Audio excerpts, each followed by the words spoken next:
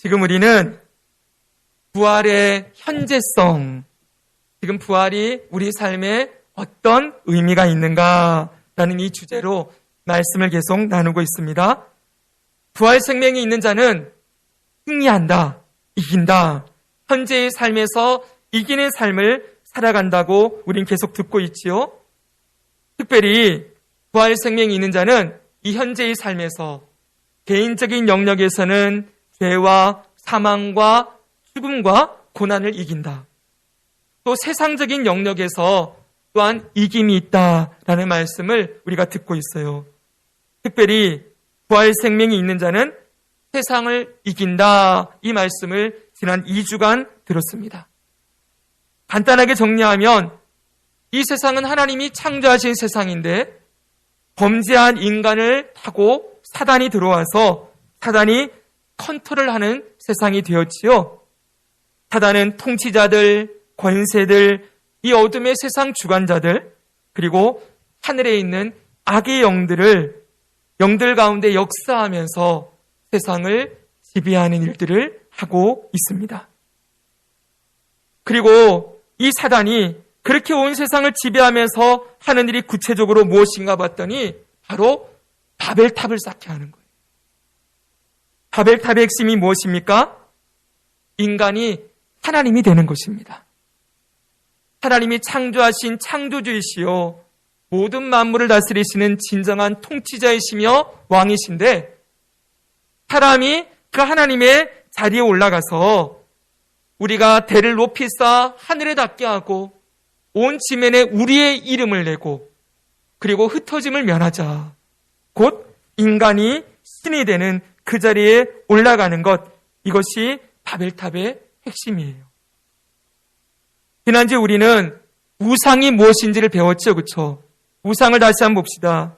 우상은 하나님으로부터 멀어지게 하는 것, 하나님과의 교제를 단절시키는 것이라고 했는데 보십시오.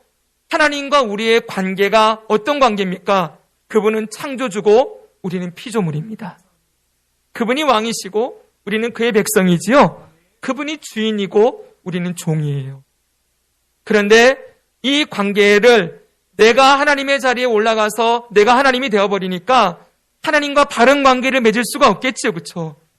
하나님과의 교제도 다 끊어져 버리고 하나님으로부터 완전히 떠나 있게 되는, 하나님의 생명으로부터 떠나 있는 일들이 인간이 하나님의 자리에 올라간 우상이 되는 일로 말미암아 그렇게 하나님과의 교제와 관계가 다 깨트려졌다고 말씀해주고 있습니다. 언젠가 여러분들에게 소개했던 책이 한 권 있어요. 앞에 보십시오.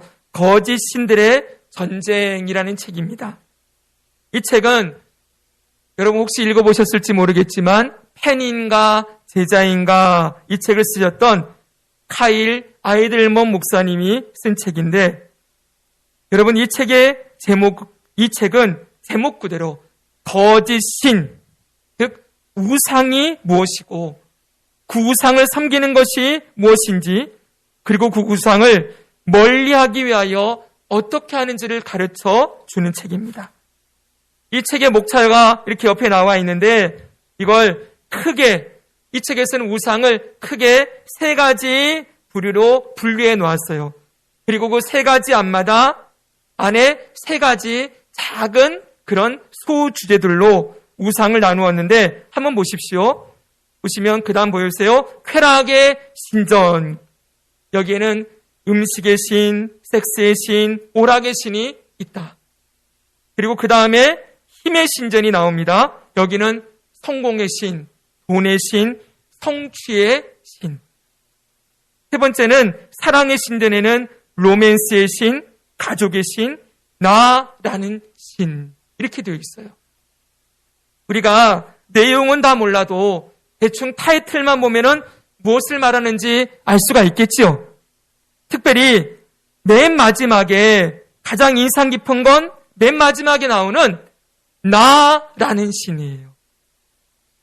결국 이 모든 9가지의 신의 최종 보스, 제일 강력한 우상은 결국 나다 이렇게 가르쳐주고 있는 것이지요. 정리하면 사단은 지금도 이 세상을 지배하면서 인간으로 하여금 바벨탑을 쌓게 합니다. 근데 그 바벨탑을 쌓는다는 건 다름 아니라 사람들로 하여금 자기가 신이 되고 자기가 우상이 되어서 자기가 원하는 것, 자기가 하고 싶은 것, 자기가 만족한 것, 자기에게 유익되는 것, 이건 무엇이든지 자기가 하고 싶은 대로 추구하며 살아가는 세상을 만들고 있다는 거지요. 음식도 내가 원하는 만큼 내가 원할 때 먹어야 하고, 여러분 성도 그렇고 오락도 그렇고 전부 누구를 만족시키는 거예요? 자기를 만족시키는 거죠. 성공해야 되고 돈도 벌어야 되고 내 성취도 이루어야 되고 자아 성취도 해야 되고 그리고 로맨스도 해야 되고 내 가족, 내 자녀들, 그것이 나의 기쁨이 되고 결국 모든 것이 나의 만족과 나의 유익. 끝에는 누구를 위한 거예요? 전부 다 나라는 신을 만들어 두고 그 밑에 온갖 우상들을 다 섬기는 모양이 바로 이 세상의 모양이라고 말씀해주고 있는 것입니다. 잘 보십시오, 여러분. 이게 전부 우상이라고 했지요? 근데 여러분 사실 이 뒤에는 누가 있어요? 사단이 있는 거죠, 그렇죠? 사단이 하나님 외에 다른 우상을 섬기도록 사람들을 이끌어가고 있는데 사단이 얼마나 간교한지를 보십시오. 결국 최종적인 목적은 이런 우상들을 통해서 사단이 하고자 하는 일은 사단에게 종로로 타는 인간을 만들어 지옥에 데려가려는 것이죠. 네, 결국 자기를 섬기게 하는 거예요, 사단을. 근데 사단은 절대로 드러내놓고 여러분 사단을 섬기십시오 이렇게 가르치지 않는다는 거예요. 어느 이단을 가든지 다른 종교를 가도 사탄을 신으로 섬겨라 이런 말 하는데 없죠, 그렇죠? 물론 사탄 숭배교회라고 사탄을 섬기는 일부분의 아주 소수의 무리가 있긴 하지만 세상 전부에다가 사탄을 섬기라 이렇게 외치면 사람들이 사탄 안 섬기겠죠, 그렇죠? 사단은 자기를 감추고 있어요. 절대로 드러내놓고 직접적으로 사단을 섬기라고 말하지 않아요. 언제가 말씀드렸듯이 사탄 숭배교회에도 10계명이 있습니다. 사탄 숭배교회 제1계명은 사탄을 내 하나님으로 섬겨라 이렇게 말하지 않아요. 1계명이 뭐라고 했지요? 혹시 기억하는 분 계십니까? 사탄 숭배교회 제1계명, 내 인생의 주인은 바로 너다. 자기가 자기 인생의 주인이라는 걸 계속 주입시켜서 결국은 하나님을 거부하고 불순종하게 만들어서 자기를 우상으로 삼고 살아가다가 사단에게 종노릇하며 지옥으로 들어가게 만드는 것, 이것이 사단이 하고 있는 감계와 음모의 실체라는 거예요. 여러분 온 세상을 보면 이 사단의 거짓말에 지금 다 넘어가 있죠, 그렇죠? 여러분 세상은 철저하게 네가 인생의 중심이야. 세상은 너를 중심으로 돌아가고 있어. 너가 잘 살고 네가 행복한 것이 하나님도 기뻐하는 일이야. 여러분 이 세상이 기독교 안으로도 들어와서 이제는 하나님을 나를 도와주는 신으로 바꿔놨어요. 하나님을 내 성공을 도와주는 신, 자아를 성취할 수 있도록 도와주는 신으로 바꿔놨지요. 네가 행복한 게 하나님도 행복한 거야. 네가 기쁘게 살아야지 하나님도 기뻐하시지. 응? 그러니까 너가 행복한 일 해도 괜찮아. 하나님은 사랑의 신이요. 너가 무엇을 해도 용납하시고 다 이해하시는 분이셔. 얼마나 듣기 좋지요. 일면 맞지요. 하나님은 변함없는 사랑으로 우리를 사랑하시고 우리가 어떤 실수와 잘못과 용서를 해도 끝까지 포기하지 아니하시고 우리를 찾으시는 하나님이시지요. 그러나 그렇다고 해서 네 인생은 네 거니까 네 마음대로 살아도 된다. 네가 뭘 원하든 네가 기도하는 거 하나님이 다 들으신다. 그렇게 말하면 안 되지요. 그건 성경의 가르침이 아니에요. 이제는 우리는 죽었다가 살아났으니 누구 것이라고 말씀하세요? 모든 하나님의 백성들은 하나님의 것이 되었다. 이젠 살아도 주님을 위해, 죽어도 주님을 위해 사는 것. 먼저 그의 나라와 그의 의를 구하며 살아가는 것이 너의 삶의 목적이다. 분명하게 알려주고 있는데 이 말을 듣기 싫어하지요. 왜요? 하도 세상에서 네가 중요하다라고 얘기를 해놓으니까 여러분 하나님 앞에서도 자꾸만 나를 주장하고 싶고 하나님도 나를 어떻게 도와주고 나를 행복하게 해주는 그런 모습으로 하나님을 섬기고 싶어하는 이 악한 사단의 계계가 오늘 교회 안에도 들어왔음을 부정할 수 없습니다. 여러분 다시 자리를 분명하게 해야 됩니다. 하나님이 창조주이시며 그분이 왕이십니다. 우리는 그의 백성이요 그의 종으로서 그분을 섬기며 그분의 뜻대로 사는 것이 우리 삶의 목적임을 잊으면 안 되지요. 그런데 여러분 들어보십시오. 인간이 신이 되어 살려면 인간이 하나님처럼 살려면 반드시 필요한 게 있어요. 그냥 내가 신이다, 내가 하나님이다 이렇게 외쳐봤자 그냥 거기서 끝날 수 있죠. 다시 말하면 내가 신이다, 하나님이다 라고 행세를 하면서 살려면 능력이 필요하다는 거예요. 그 신에 걸맞는 능력, 하나님이 가지고 있는 그 전지전능함, 그 정도의 능력을 내가 가져야 내가 하나님처럼 살 수 있겠죠. 그렇죠? 내가 신처럼 살아갈 수 있겠지요. 네, 내가 마음 먹은 대로 먹고 싶을 때 먹고 쓰고 싶을 때 쓰고 내가 마음대로 이 권력과 힘을 누릴 수 있게 하는 그 능력이 필요한데 그 능력이 뭐겠어요? 내가 하고 싶은 대로 하면서 살 수 있게 만드는 능력이 뭘까요? 그렇죠. 과거나 지금이나 돈이지요. 돈. 이 세상은 돈이 하나님이 되어 있는 세상이지요. 돈만 있으면 무엇이든지 가능해요. 우리가 사는 이 세상은 돈만 있으면 신이 될 수 있는, 신처럼 살 수 있는 그런 세상이에요. 그래서 사람들은 어떻게든 돈을 더 많이 벌고 돈을 더 쌓아두어서 그것으로 내가 하고 싶은 모든 일들을 하나님도 부럽지 않게 거의 신급으로 살 수 있는 그런 삶을 꿈꾸며 살아가기 위하여 온갖 수단과 방법을 다 동원하는 것입니다. 여러분, 이런 세상 가운데서 오늘 우리가 어떻게 살아야 하는지를 오늘 본문은 우리에게 가르쳐주고 있어요. 먼저 여러분 5절을 한번 보시기 바랍니다. 우리 5절 말씀을 같이 읽겠습니다. 시작. 그러므로 땅에 있는 지체를 죽이라. 곧 음란과 부정과 사욕과 악한 정욕과 탐심이니 탐심은 우상 숭배니라. 아멘. 바울은 골로새 교회 성도들을 향하여서 땅에 있는 지체를 죽이라 이렇게 명령합니다. 이 땅에 있는 지체는 비유적인 표현이에요. 이것은 인간의 타락한 죄성을 가리키는 단어입니다. 범죄한 인간 안에는 타락한 죄성이 있지요. 이 죄성이 하는 일이 뭐예요? 음란과 부정과 사욕과 악한 정욕, 탐심을 부추긴다는 거예요. 앞에 나오는 9가지 신 비슷하죠, 그렇죠? 다 동일한 얘기예요. 음란, 부정, 사욕, 악한 정욕, 탐심 이런 것들을 나오게 하는데 여러분 그 끝에 말씀 끝에 보니까 탐심은 우상숭배니라 이렇게 말씀했지요. 곧 이 탐심이 이 음란과 부정과 사욕과 악한 정욕 이 모든 것의 베이스라는 거예요. 이 탐심이 뿌리가 되어서 거기서 이 모든 우상들이 나오게 하고 있다 말씀하고 있는 것이지요. 그럼 여러분 이 탐심이 무엇입니까? 이 탐심은 한마디로 돈을 더 가지려고 하는 욕심이에요.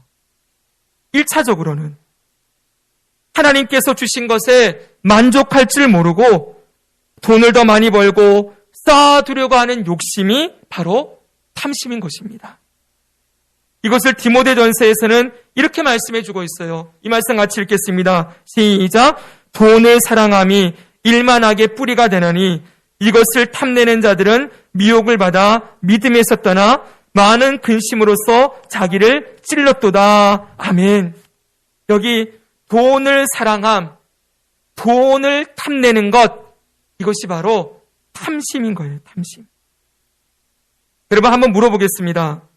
여러분 중에 탐심을 가지고 사는 분 계십니까?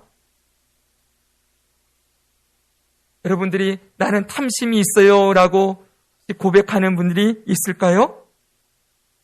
대부분의 사람들, 모르겠습니다. 세상 사람들은 몰라도 성도들은 자신에게 나는 그래도 탐심은 없는 것 같은데요 라는 말씀을 하실 수 있겠어요. 그러나 저는 돈에 욕심 없이 살아요. 그냥 주어진 대로 잘 살고 있어요 라고 할지 모르지만 여러분 이 탐심이 무엇인지 이 앞의 구절을 보면 더 분명하게 드러나요. 디모데전서 6장 6절부터 보십시오. 그러나 자족하는 마음이 있으면 경건은 큰 이익이 되느니라. 우리가 세상에 아무것도 가지고 온 것이 없음에 또한 아무것도 가지고 가지 못하리니 우리가 먹을 것과 입을 것이 있은즉 족한 줄로 알 것이라. 여러분 뭐가 필요해요? 우리에게 가족이요. 우리가 빈손으로 왔다가 빈손으로 갈 것을 알고 오늘 먹을 것, 입을 것, 마실 것이 있으면 자족하고 감사하는 것이 필요한데 근데 그 다음 말씀 뭐라고 되어 있어요? 부하려 하는 자들은 이렇게 되어 있죠? 부하려 한다. 이게 부자가 되려고 한다 이런 말이 아니에요. 자족하는 마음이 아니라 더 많이 가지려고 하는 마음. 지금보다 조금 더 있었으면 좋겠다. 그래도 이걸로는 모자라니까 더 많이 쌓아두었으면 좋겠다라고 생각하는 마음이 부하려 하는 마음이에요. 우리들 여러분 부자가 되려고 삶의 목표를 삼고 살아가는 사람 별로 없죠, 그렇죠? 성도라면 그렇게 말하지 않을 거예요. 그런데 이런 생각은 있잖아요. 지금보다 조금 더 많이 벌었으면 좋겠고 쌓아두었으면 좋겠다. 지금보다 조금 더 있었으면 내가 더 편하고 행복하게 살 수 있다. 이런 마음을 가지고 있다면 그 마음이 이미 어떻게 되는 거예요? 부하려 하는 이 마음이 우리를 시험과 올무와 여러 가지 어리석고 해로운 욕심에 떨어지게 한다. 그리고 결국은 파멸과 멸망에 빠지게 된다. 이렇게 말씀하고 있는 거예요. 여러분, 오늘 이 말씀을 우리는 정말 눈여겨보아야 합니다. 우리가 사는 세상은 온통 탐심으로 가득한 세상이지요. 가진 사람은 더 가지기 위해 탐심을 부르고 상대적으로 덜 가진 사람들도 더 가지기 위해 탐심을 부립니다. 이건 가난하고 부자이고의 문제가 아닌 것 같아요. 가난한 자도 탐심이 있고 부자인 자는 또 탐심이 있고 온통 여러분 하나님 없이 살아가는 이 세상은 탐심을 우상으로 삼고 더 많이 가지려고 하는 욕심, 돈을 사랑하고 돈을 추구하고 더 많이 벌어서 더 많이 쌓아두고 그 돈으로 내가 하고 싶은 대로 하며 살아가는 삶을 살려고 몸부림치는 것이죠. 그런데 여러분, 이 탐심을 꼭 돈에만 국한시키지 마십시오. 여러분, 탐심은 지금보다 더 가지려고 하는 욕심이라고 했죠? 지금보다 더 올라가려고 하는 욕심도 마찬가지일 거예요. 지금보다 조금 더 나를 성취해서 내가 하고 싶은 힘을 얻고자 하는, 내가 맨날 이 부하 직원으로 살면서 맨날 상사한테 까이고 힘들고 어려웠는데 내가 저 자리에 올라가기만 해봐라. 그래서 여러분 진급을 향해서 온갖 마음을 다해서 달려가고, 여러분 가난하고 어려울 때 사람들에게 비난받고 힘들었던 그 마음이 너무 억울해서 내가 정말 돈 많이 벌고 힘을 얻어가지고 내가 떵떵거리면서 내가 한번 사람들 부려보고 살겠다. 이런 모든 마음들이 전부 탐심에 해당한다고 할 수 있겠죠. 그렇죠? 지금 주어진 자리, 내 삶에 주어진 이 모든 것을 감사하지 못하고 이것보다 뭔가 더 좋은 게 있을 것 같은 거예요. 더 많이 가지고 더 누릴 수 있는 삶이 있는 것처럼 생각하고 끊임없이 그것을 향해 추구하며 달려가는 이 마음이 전부 탐심에 해당한다고 볼 수 있을 것입니다. 요즘 TV를 보면 어떠합니까? 구해줘 홈주라는 그런 프로를 가끔 보는데 여러분 럭셔리하게 사는 사람들이 너무 많죠. 그렇죠? 인테리어 정말 대단하게 해놓고 그 높은 층고에서 테라스를 갖추고 거기서 여러분 저녁에 노을을 보며 산을 보며 강을 보며 차를 마실 수 있는 집들 속에 놓고 있으면 우리의 마음이 다 거기에 빼앗기죠. 그렇죠? 나는 언제 저런 집 살아보나. 좋은 자동차 타고 다니는 사람들, 연예인들이 뭘 벌었다, 누가 뭐 해서 몇십억 벌었다 이러면은 눈이 휙휙 돌아가지요. 나는 아무것도 해놓은 것이 없고 지금 아무것도 없는데 나는 언제 저런 인생을 한번 살아보고 죽나. 여러분 이게 세상 사람들만의 이야기가 아니라 오늘 그리스도인들도 그렇게 우리의 마음을 빼앗아가는 그런 세상 속에 살아가고 있다는 것입니다. 하나의 성도 여러분, 지금 우리는 부활의 생명을 가진 자는 세상을 이긴다는 주제로 말씀을 살펴보고 있어요. 다시 한번 여러분 이 말씀을 읽겠습니다. 요한일서 5장 4절입니다. 읽겠습니다. 시작. 무릇 하나님께로부터 난 자마다 세상을 이기느니라.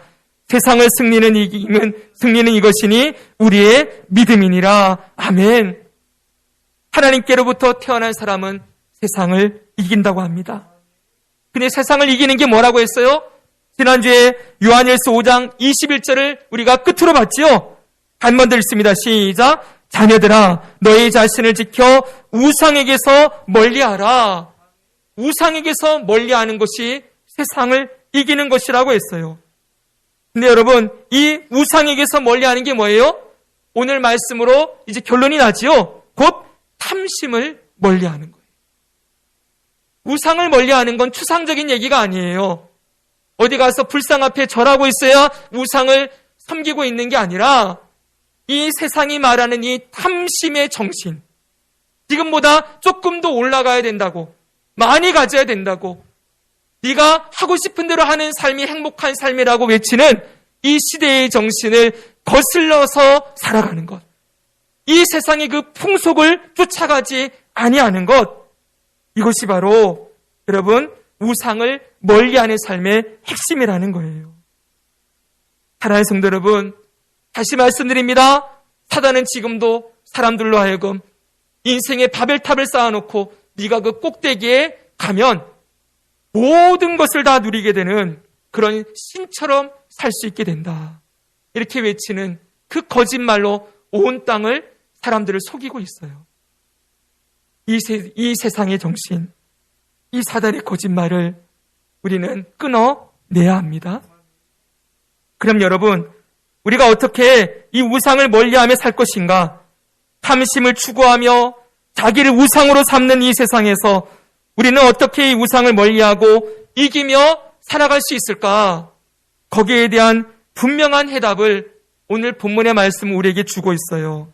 먼저 여러분 1절과 2절을 읽겠습니다. 1, 2절 시작. 그러므로 너희가 그리스도와 함께 다시 살리심을 받았으면 위의 것을 찾으라.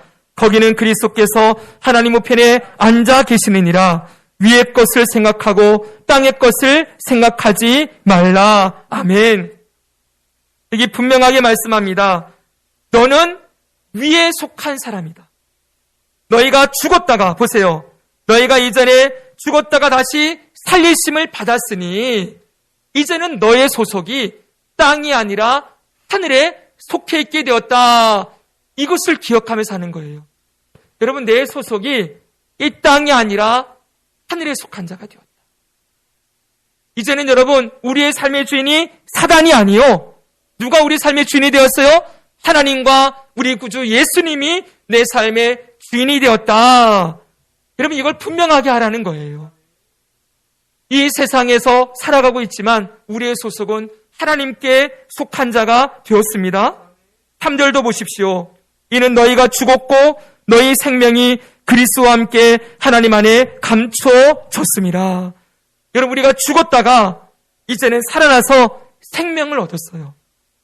이 생명은 예수님의 생명, 영생이지요. 부활의 생명, 영원히 사는 생명을 얻었고, 보십시오. 이 생명이 그리스도와 함께 하나님 안에 감춰져 있다. 무슨 말입니까? 하나님이 잘 보호하고 계신다는 거예요. 이 감춰졌다는 게 숨겨놓았다는 말이 아니라 하나님이 잘 쌓아놓고 보호해두고 있다. 그래서 절대로 이 생명은 빼앗기지 않는다. 이 말씀을 하고 있는 거예요. 영원한 생명을 하나님이 우리에게 주시고 지금도 그 생명을 보호하고 있고 여러분 안에 살아있는 그 부활 생명이 하나님의 그 보호 아래서 안전하게 지켜지고 있어요. 그러니 여러분 걱정할 것이 무엇입니까? 예수님이 우리를 위하여 죽으시고 부활하셨고 아들까지 내어주신 하나님의 사랑이 우리 안에 있고 그 하나님의 아버지가 되셔서 우리의 생명을 지키고 영원한 삶으로 인도하신다 약속하셨는데 이 땅에 살아가는 70, 80평생을 그분이 우리를 붙들어 주시지 않겠습니까? 우리 먹을 것, 마실 것, 입을 것, 우리 몸의 건강, 그럼 이 모든 것이 주님의 손에 있지 않겠습니까? 여러분, 혹시라도 어려움을 당하다가 몸에 질병을 가지고 고통스럽게 있다가 혹시 이 땅을 떠난다 해도 그게 전부가 아니지요. 새하늘과 새 땅에서 영원히 살아가는 삶이 있지요. 그러니 여러분 이 땅의 삶에 하루하루 일이 일비하거나 안달복달하거나 이 땅에 속한 자들이 살아가는 것처럼 탐심을 부려서 뭘 더 쌓아놔야 되고 내가 더 많이 갖춰놔야 되고 더 올라가야 되고 여기 여러분 마음을 쏟지 말라는 거예요. 절대로 오해하지 마십시오. 늘 말씀드리지만 대충 살라는 말씀이 아니죠. 그렇죠?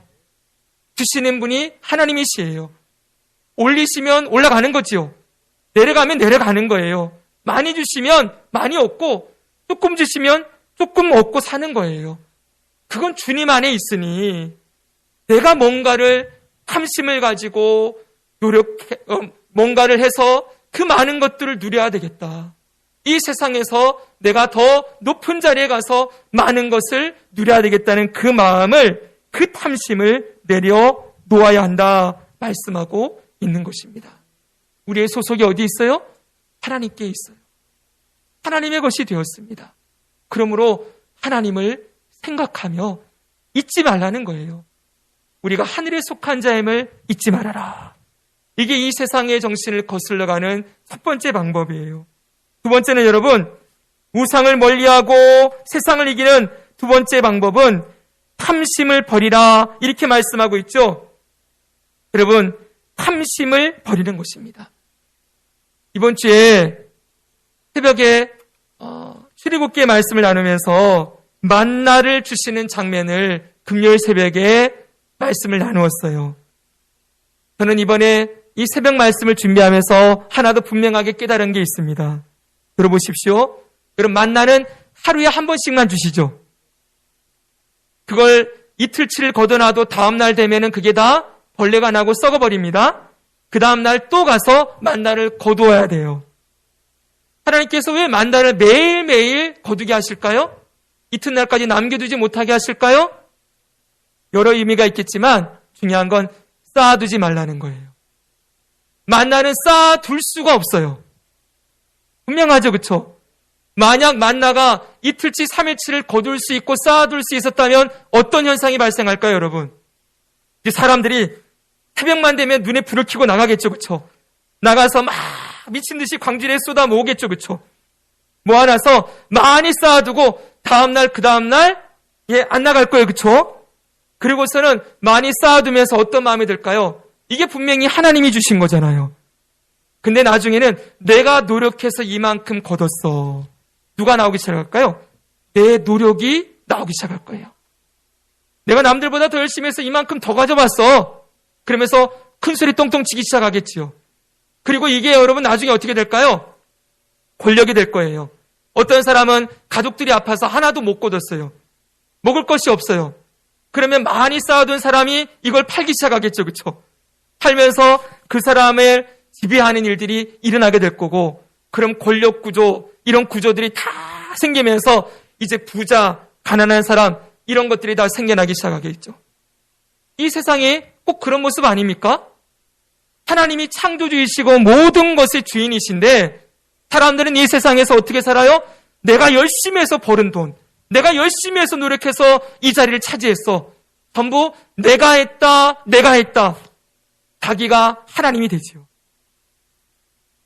그 권력을 쌓아두고 돈을 쌓아두면서 그게 내가 노력해서 얻은 거니 내 마음대로 써도 된다.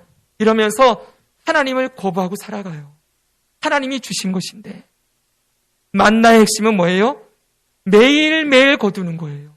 이게 뭐예요? 내 것이 아니라 주님이 주시는 것이다.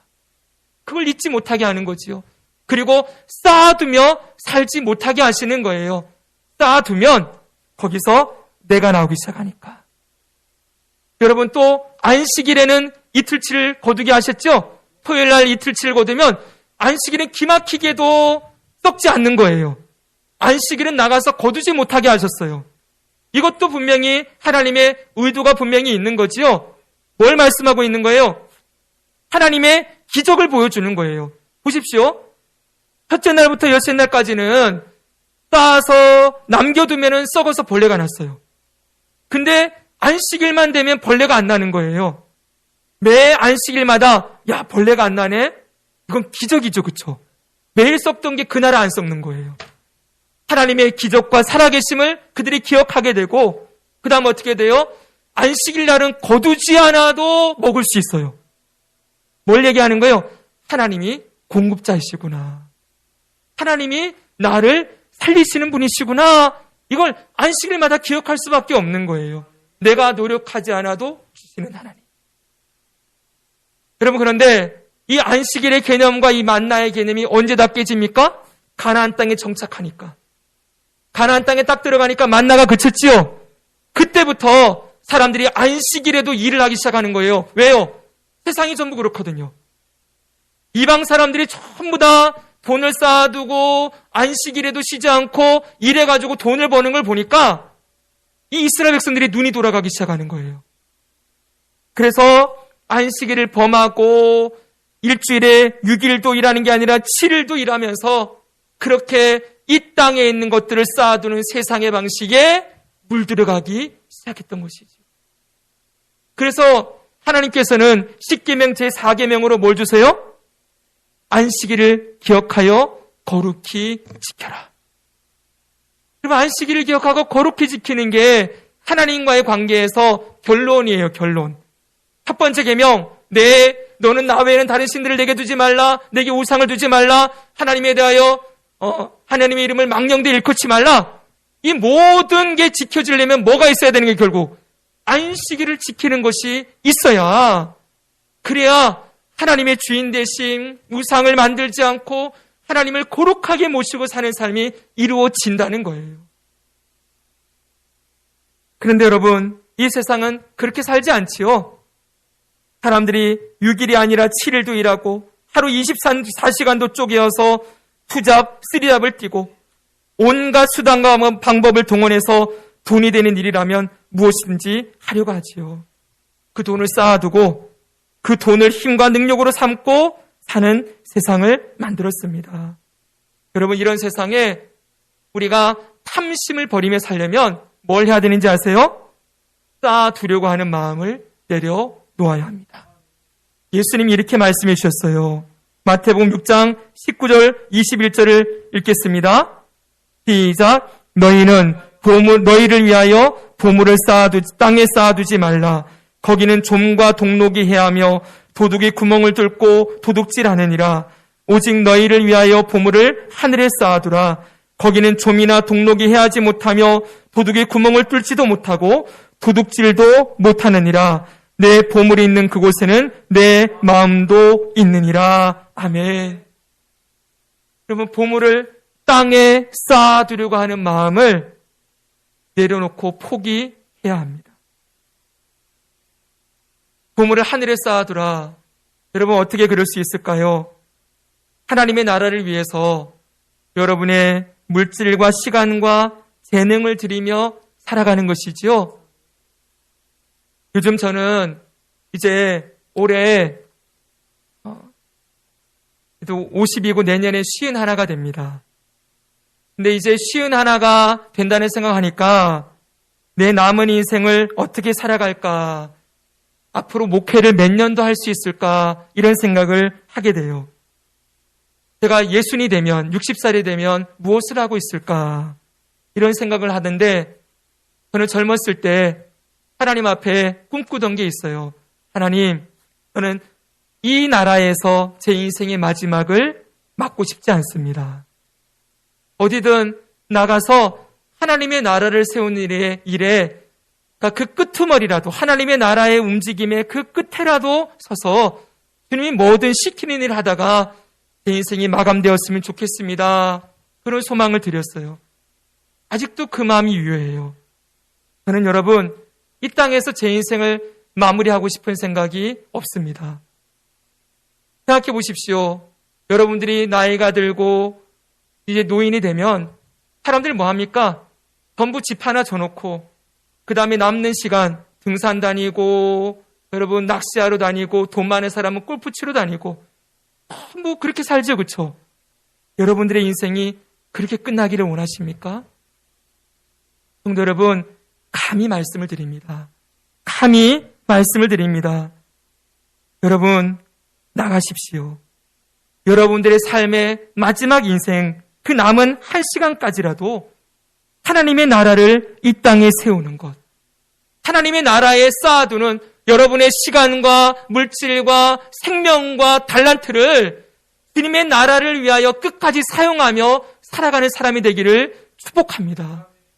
여러분 이 땅에 살아서 그냥 등산 다니고 낚시하고 그냥 애들 손주 보고 살 생각, 그것도 귀하겠지만 여러분 그것보다 여러분 아무도 주님을 믿지 않는 그 땅에 가서 여러분들이 살기만 해도 그것만 해도 하나님의 나라를 세우는 삶이 되는 거예요. 언더우드 선교사님이 이 한국 땅에 들어올 때 그분이 한국말을 알았습니까? 한국 언어를 알고 문화를 알았습니까? 그분은 그냥 한국 땅에 들어와서 살 생각한 거예요. 여러분 믿는 자 한 사람이 우상이 가득한 이 땅에 들어와서 살기 시작하니까 하나님의 나라가 임하죠, 그렇죠?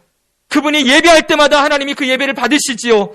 이 대한민국 땅에 예배를 받는 일들이 일어나기 시작한 거예요. 예배하는 자 한 사람이 세워지니까 하나님의 나라가 임하고 통치가 임하고 그 빛이 비추어지면서 그 주변의 그 빛이 죽었던 영혼들을 살리는 구원의 생명의 빛으로 역사하는 일들이 생겨나기 시작한 거지요. 여러분의 인생에 여러분 남은 삶을 정말 주님께 쌓아두는 삶을 살아가기를 힘쓰시고 돈 많이 쌓아둬서 노후생활 편안하게 하고 연금 받아가면서 그냥 생활비 그냥 딱딱 나오는 대로 받아가면서 그냥 등산 다니고 산책하러 다니고 좋은 거 먹으러 다니고 여러분 그런 인생을 꿈꾸는 자들이 그리스도인이 아닌 거예요. 사랑하는 성도 여러분, 탐심을 버리는 길은 이 땅을 광야처럼 사는 거예요. 이스라엘이 광야를 걸어갈 때에는 나그네처럼 살 때에는 쌓아둘 생각도 못했어요. 산골을 지을 생각도 못하죠, 그렇죠? 만나 쌓아봤자 다음날 되면 없어져요. 광야에서 거둘 수 있는 게 뭐예요? 하나님이 주시는 것밖에 없잖아요. 그러니 쌓아둘 생각도 못하고 남겨둘 생각도 못하고 비교하지도 않고 그럼 그렇게 날마다 주님 보며 살 수 있었지요. 오늘 우리가 어떻게 살아야 됩니까? 이 땅을 나그네처럼 살아야 됩니다. 언제든 오라 하면 갈 준비를 해야 되겠죠, 그렇죠? 부르시는 그날까지 우리의 남아있는 모든 시간과 생명과 물질을 어떻게 하면 주님을 위해 사용할 수 있을까? 어떻게 하면 더 쌓아둘 거가 아니라 주님 위해 어떻게 하면 쓰며 주님의 기쁨이 되는 삶을 살 수 있을까? 여기에 여러분 소망을 두고 마음을 두지 않겠습니까? 바로 이것이 바로 탐심을 버리는 길입니다. 여러분의 삶의 계획표를 점검하십시오. 그리고 다시 한번 수정하시기 바랍니다. 내 인생의 남은 인생에 주님 나라를 위해 내가 어떻게 살 것인가 묵상하시고 고민하시고 계획하셔서 그 계획표를 주님께 올려드리면서 주님, 제가 이렇게 살아보고 싶습니다. 이렇게 주님께 한번 드려보지 않겠습니까? 마지막 결론으로 여러분, 오늘 본문은 우리에게 땅의 지체를 죽이라고 말씀하고 있습니다. 땅의 지체는 우리의 육체에 남아있는 죄성이라 그랬죠, 그렇죠? 갈라디아서에서요, 바울은 이렇게 말씀하고 있습니다. 갈라디아서 5장 24절입니다. 읽겠습니다. 시작. 그리스도 예수의 사람들은 육체와 함께 그 정욕과 탐심을 십자가에 못 박았느니라. 아멘. 여러분, 날마다 이 땅에 있는 지체를 죽이고 탐심을 버리며 사는 길은 내가 주님과 함께 죽었다. 이걸 고백하는 거예요. 여러분, 우리는 이 땅에서 죽은 자로 살아야 됩니다. 고린도전서 15장 31절에서 바울은 이렇게 얘기해요. 나는 날마다 죽노라. 이렇게 고백하고 있어요. 따라합시다. 나는 날마다 죽노라. 주님 앞에 탁 서서 나는 죽은 자입니다. 이 세상에 대해서는 죽은 자요, 주님께 대해서는 살아있는 자입니다라는 것을 날마다 고백하며 사는 것이지요. 여러분, 이거 어디서 합니까? 이걸 기도의 자리에서 하는 거예요. 기도의 자리에 서야만 이 고백을 드릴 수가 있어요. 정신없이 하루하루 살다 보면 언제 주님 앞에 서서 여러분, 내 인생이 주님의 것입니다, 고백하는 시간이 언제 있겠습니까? 내가 주님 안에 죽은 자요, 그리스도 안에서 살아있는 자요, 내 안에 그리스도께서 살아계십니다라는 고백을 언제 어느 자리에서 드릴 수가 있겠습니까? 사랑하는 성도 여러분, 예수님께서 겟세마네 동산에서 기도하실 때 그때 기도가 뭐였어요? 아버지여, 나의 원대로 마시고 아버지의 원대로 이루어지기를 원합니다. 이것이었죠. 자기를 내려놓고 아버지 뜻에 순종하기를 결단하는 시간은 기도의 시간이었어요. 그때 제자들이 뭐하고 있습니까? 자고 있죠. 예수님 말씀하십니다. 시몬아, 자느냐? 내가 한 시간도 깨어있을 수 없더냐? 시험에 들지 않게 깨어있어 기도하라. 마음에는 원이로되 육신이 약하도다 말씀하십니다. 깨어서 기도하며 주님 앞에 서서 내가 죽었습니다. 주님이 나의 전부입니다. 이 고백이 계속 드려지고 있어야, 그래야 시험을 이길 수 있습니다. 하나의 성도 여러분, 기도의 자리는 우리가 땅에 있는 이 지체를 죽이는 자리예요. 내 죄성을 내려놓고 회개하고 돌이키고 주님이 전부입니다 고백하는 그 고백의 자리가 우리의 기도의 시간입니다. 이 시간이 없이 세상을 거슬러 사는 건 너무 어려울 거예요. 그러면 기도하지 않는 자가 세상을 이기며 사는 건 참 어려운 일일 거예요. 그러나 기도의 자리에 서면 주님이 우리를 이기게 하십니다. 주님이 우리에게 힘을 주실 것입니다. 사랑하는 성도 여러분, 이제 명절을 보냅니다. 3일 휴식이 돌아오지요?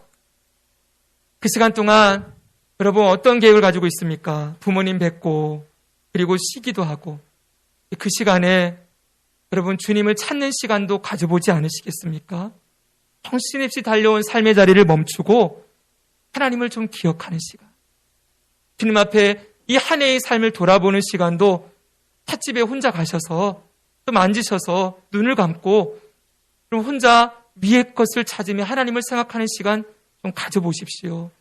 남편과 아내 여러분 조금씩 시간 주셔서 하나님 생각하는 자리로 한번 나가보지 않으시겠습니까? 여러분들의 부모님을 만나겠지요? 여러분 무슨 계획을 합니까? 어디 가서 어떤 식사를 할까? 이런 생각, 그것도 너무 귀하지만 그 부모님의 영혼을 보십시오. 그 영혼에 누가 계십니까? 주님이 계십니까? 아니면 사단이 집어넣은 탐심으로 가득 차 있는 그런 연약한 인생입니까? 부모님을 너무 공경하고 사랑하지만 여러분 정말 우리가 부모님께 해드릴 수 있는 건 맛있는 식사, 좋은 시간 보내는 것 너무 귀하겠지만 그 영혼을 두고 주님 앞에 기도하는 시간, 그 안에 탐심, 우상을 버리고 예수 그리스도를 구주로 고백하는 믿음으로 살게 해주십시오. 이 기도의 고백이 여러분 우리 가운데 드려지고 있어야 하지 않을까요? 그럼 부모님을 위한 기도 오늘 떠나시기 전에 차 안에서 하고 떠나십시오. 오늘 이 만남이 그리스도를 주님 그리스도를 소개하고 나누는 시간이 될 수 있는 귀한 만남이 되게 해달라고 여러분 기도하고 출발하시기 바랍니다. 우리가 오늘 해야 될 것, 이 사단이 지배하는 이 거대한 세상에서 영적 전투장에서 내가 하나님께 속한 자임을 기억하고 탐심을 버리고 땅에 있는 지체를 죽이고 여러분, 하나님이 내 삶의 전부임을 고백하며 그 믿음으로 사는 그 승리의 삶, 이번 명절만이 아니라 우리 평생을 살아가는 우리 모든 성도들 되기를 주님의 이름으로 축원합니다.